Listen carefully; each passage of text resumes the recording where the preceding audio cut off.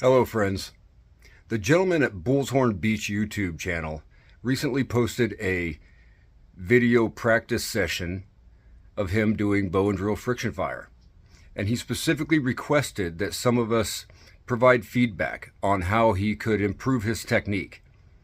So in this video, I'm going to run through a few clips from his practice session video and offer up some tips and advice, not only to that gentleman directly, but to everybody who watches this video.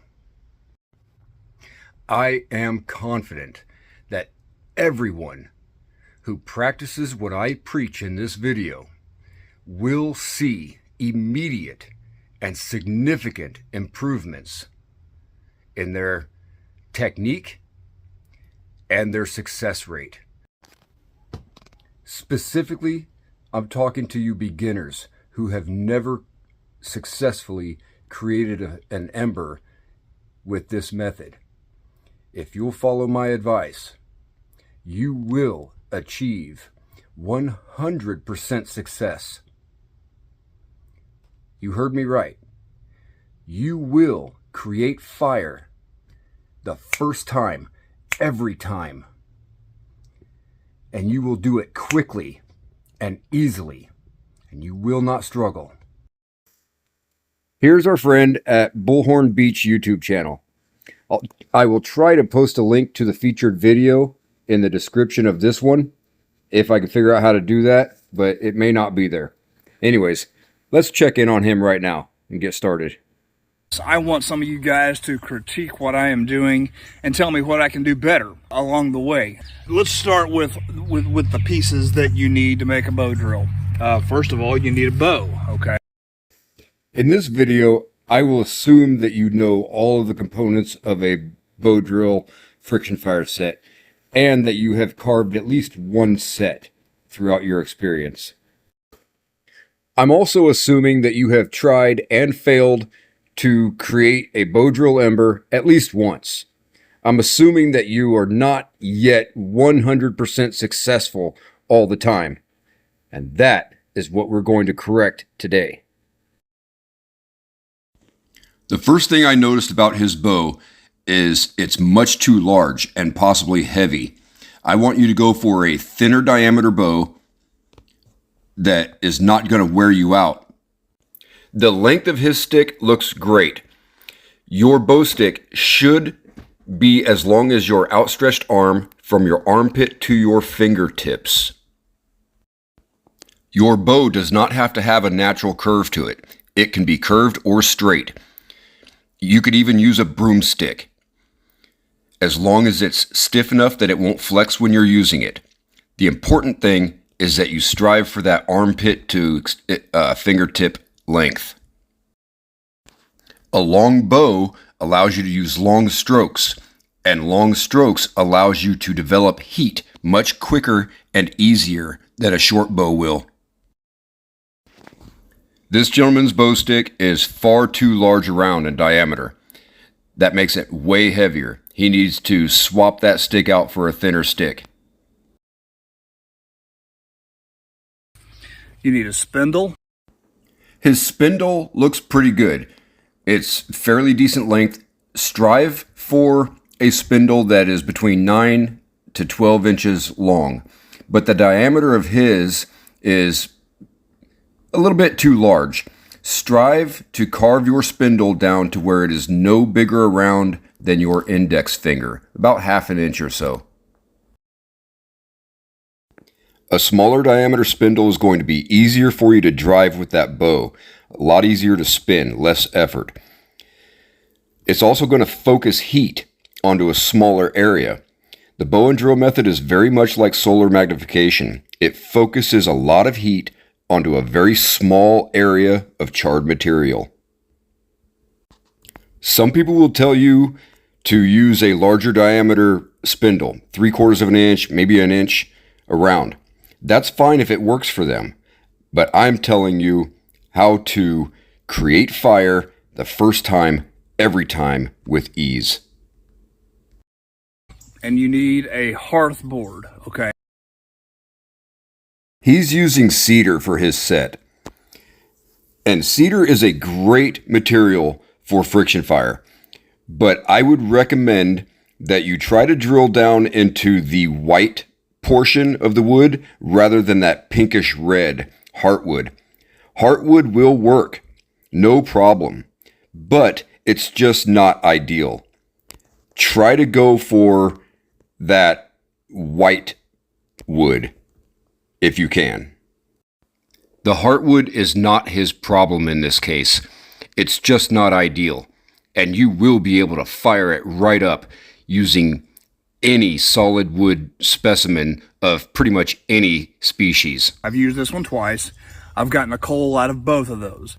Another piece that you need is a bearing block, and this has a divot in there which you put on top of your spindle, okay? He's using a piece of steel for his bearing block.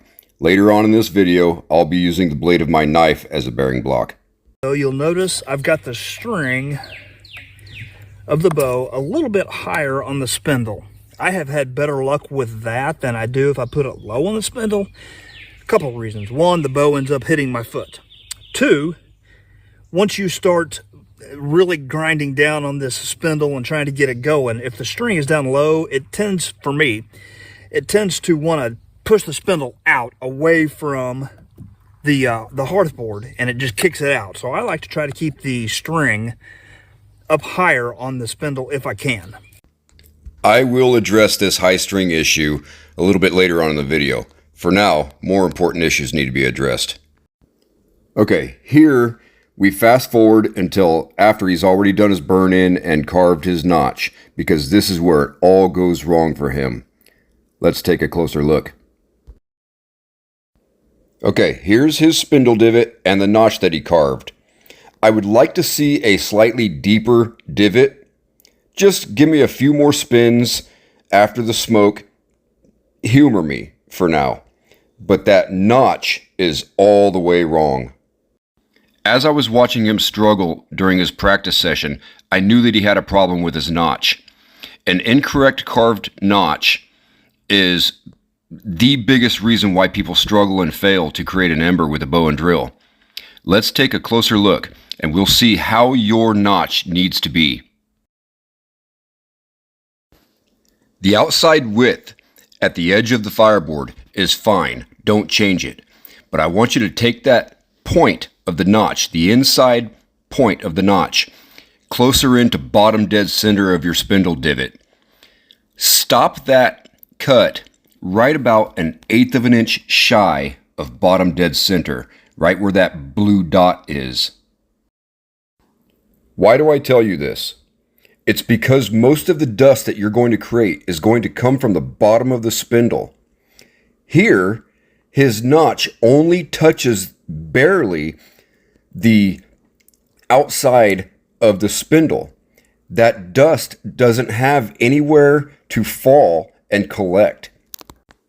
Your notch must extend underneath the bottom of that spindle so that the dust will have some place to fall into and collect. If it's not falling into your notch, it's going to be building up all around the sides of your spindle on top of your hearthboard. It'll cool off. It's not getting all compacted inside that notch, and you will fail every single time. Recall earlier in the video where he said that these two notches on the left both produced embers for him. Well, why? Look at the notches. It's because those two notches extended beneath the bottom of the spindle. So the dust was able to fall down and collect in there and light up. Something else I've seen people do, whether this helps or not, is on the bottom, they carve out a little extra area to let oxygen slip in there a little bit better. What he's talking about is what I call a Venturi notch. And it's not critical, but it does help to achieve 100% success every time you go to twist that ember. So let's take a look at what a correctly carved Venturi notch looks like. The Venturi notch is carved into the bottom of your hearth board, the bottom of it. And all you do is you carve out a notch across the width of the bottom of your hearth board, and then you bevel out both sides of the board. The ink lines that I've depicted here show your knife cuts. Essentially what you're doing is you're carving a shallow tunnel across the width at the bottom of your hearth board, and then you're beveling out the edges of the hearth board. You're creating an air channel which will draw air in and feed fresh oxygen into the bottom of your charred dust. I encourage you guys to look up the Venturi effect, and you'll see exactly what this is doing. So the next step is cleaning off the tip of the spindle. Since we did our burn-in, this is like fire hardened now. While you're shaving off that fire hardened portion of your spindle, I also encourage you to shave down the bottom maybe 1 inch, just a little bit, as you see here, and also bevel out the very top of your spindle divot. That will encourage that hot dust to funnel down into your divot where you want it, and it'll be better able to fall down into your notch. Okay, at this point, he's done his burn-in, he's cleaned up his spindle, and he's ready to go for that ember. Let's see how it goes for him. Okay, now that I've got everything set, I'm just going to put my knee or my shin against my forearm. Wrong. Stop. I want the bendy portion, the joint of your wrist, to be locked into your shin bone solidly. That is going to help control that spindle so that it's not so wobbly. I also want you to close the gap between the inside of your toe and that spindle divot.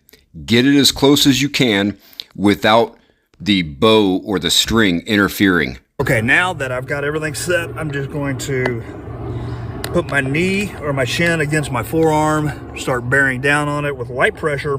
Start bearing down on it with light pressure. Start bearing down on it with light pressure. Start getting the stick going. I'll let you know when I actually start counting my strokes. Don't count your strokes. I don't care how many strokes it takes. Focus on your technique and read the set. The ember will come if your technique and your set is correct.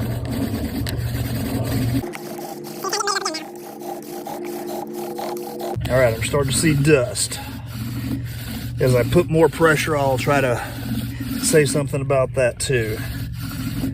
Okay, here we go. So there's 1, 2. Light pressure. 20. 50. 70. I'm gonna give it some more pressure here. He's got almost 100 strokes into this thing and very little smoke.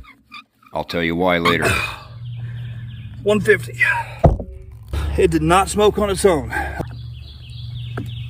Get another 150. That's about all I can do, and then I get wore out. I'm going to skip our friend's second attempt because the technique and the result was the same as the first. In these next clips, I want you to focus on how hard he bows and the brute force that he's applying to that bow.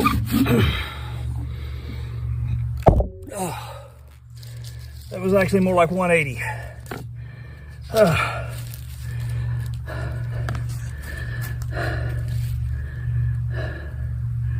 Still Not burning though. Not burning on its own. He is absolutely exhausted. Another break.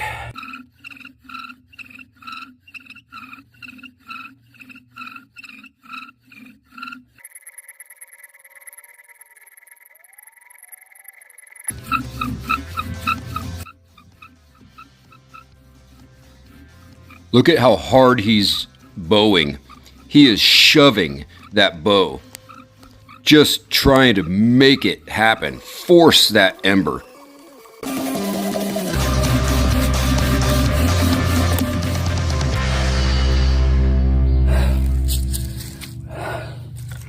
Definitely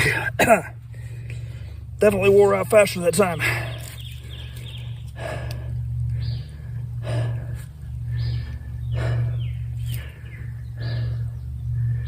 But I think we got it, man.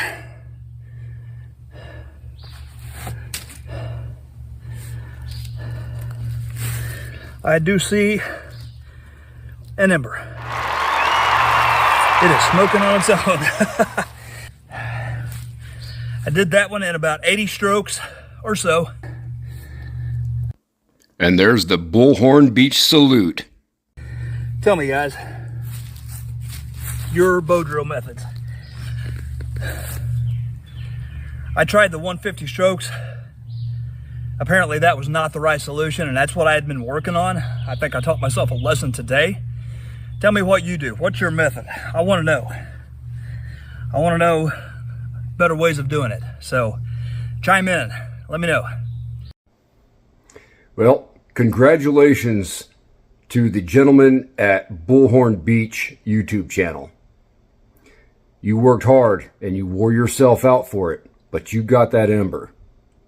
Now I'm going to show you my bow and drill friction fire method shortly. But first, I want to cover a couple very important points. First, anytime you notice that any part of your set is shiny and black like this, I want you to scrape that out. If it's the bottom of your spindle or if it's the inside of your spindle divot, just scrape that stuff out a little bit. That shiny stuff is super fire hardened. It will not create dust, and even if you scrape it out, it probably wouldn't even light up with a Bic lighter. Okay, next, I noticed that at some point in your practice session, you changed directions and were bowing across the top of your foot. And that's okay, as long as your boot does not interfere with the bow, the string, or the spindle. In fact, the way that we typically carve the notch, we are necessarily pushing the hot end of that spindle toward the opening of the notch. And that's no good because it could force the spindle to pop out of that notch. And you mentioned that problem before. I would encourage you to bow across the top of your foot, as long as you're not interfering with the string and stuff.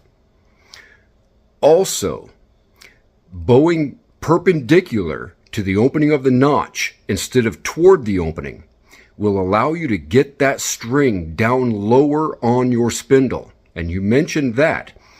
I want to encourage you to get that string down toward the bottom, 1/3 of your spindle. I can't explain it. All I can do is ask you to trust me. Bow across the top of your foot, as low to your foot as you can, and bow across the opening of that notch, not toward it. And you're going to see I'm right. Okay, another thing regarding your pressure. Light pressure on that spindle is for grinding the sawdust, that charred dust, and filling the notch. We don't use heavy pressure at first. We just press down very lightly, just enough to create good black charred dust falling down into that spindle. Again, light pressure is used to create dust and fill that notch. Heavy pressure is when the notch is absolutely full, overflowing with dust, black dust. Then you press down and you speed up your bowing and you light that punk on fire. If you start off with too much pressure, too much downward pressure on that spindle, you're going to scorch the hot end of your spindle, scorch the inside of your divot, and you're not going to create any dust at all. You've got to go light pressure, steady, smooth speed with the bow until that notch is full of black dust. And then you turn up the heat, you speed up that bow, and you light that sucker on fire. All right, is that enough? You think you've got it now? At this point, I think you've got enough experience and feedback to help you improve your success rate. So it's my turn to twist an ember, but I've got one more trick up my sleeve that's going to help you be successful the first time, every time you take a knee. Watch until the end of the video and see if you spot it. And you can count the strokes if you want to.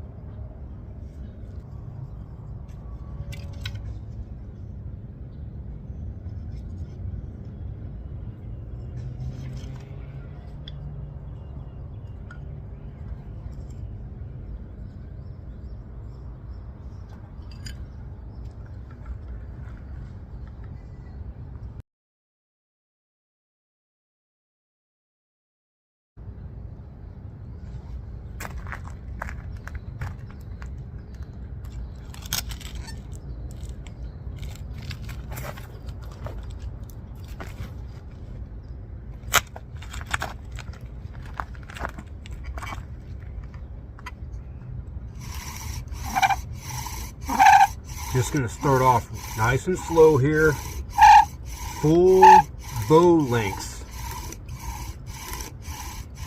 The pressure that I'm applying onto the spindle is just enough pressure to make black dust. I'm just going to heat this up a little bit, enough to where it's making black dust, not brown dust.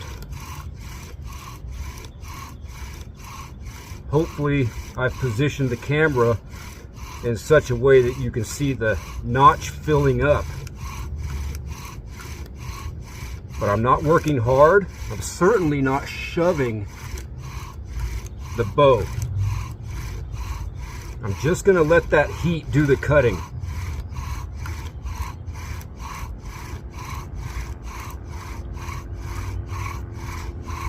Nice and slow. I haven't changed the pressure at all.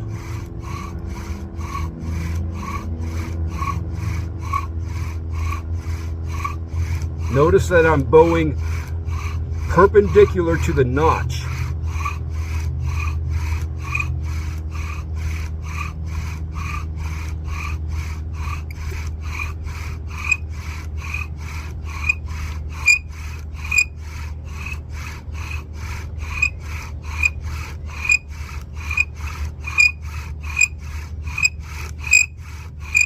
I'm going to speed it up just a little bit to fill that notch faster, that's all.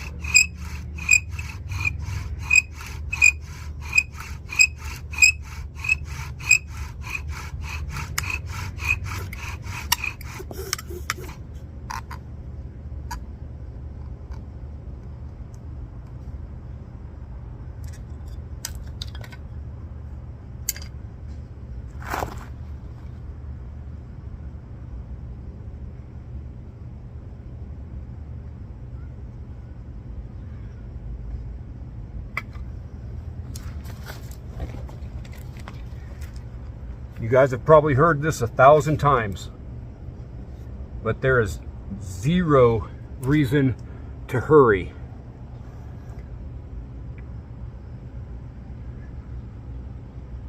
At that point, I'm sure you guys know what to do from here.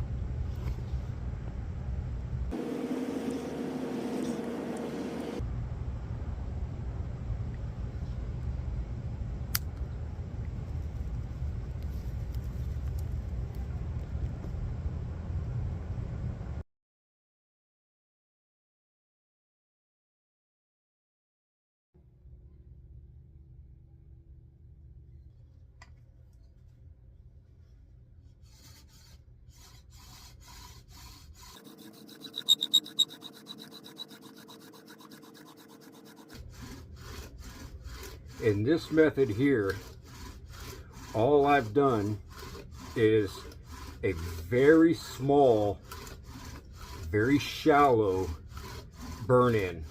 Not even enough to blacken anything. But I've done it right next to a previous spindle divot. And my goal is to have that charred dust fall down into that previous divot so that that divot acts as a notch.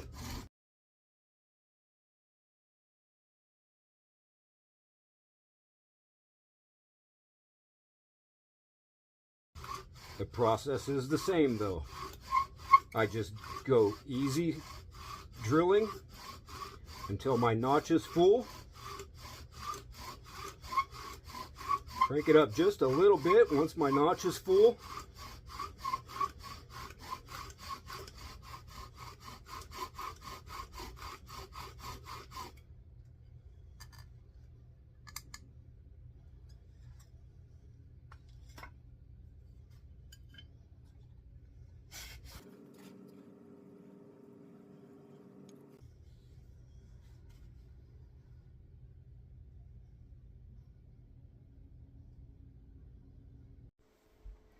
Well, did you spot what I did at the end of that last ember?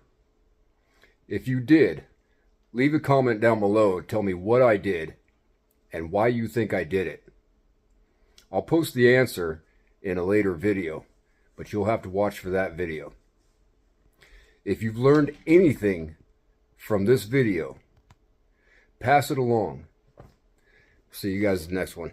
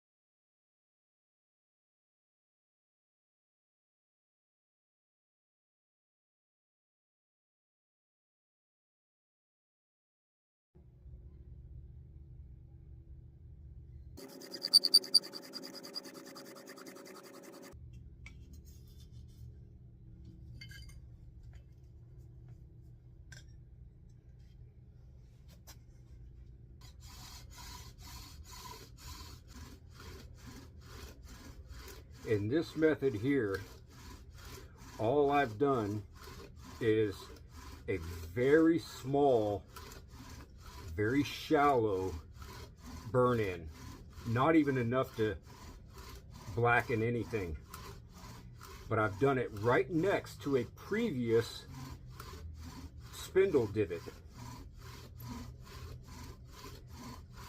And my goal is to have that charred dust fall down into that previous divot so that that divot acts as a notch.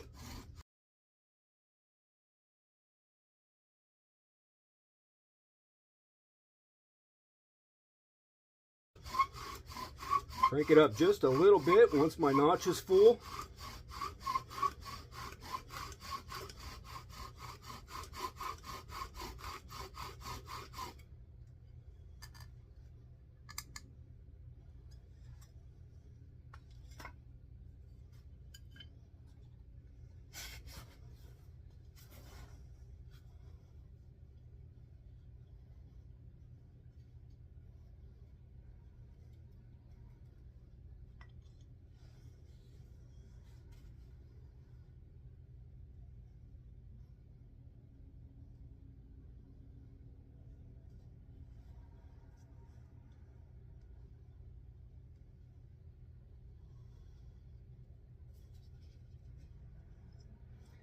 Easy like Sunday morning.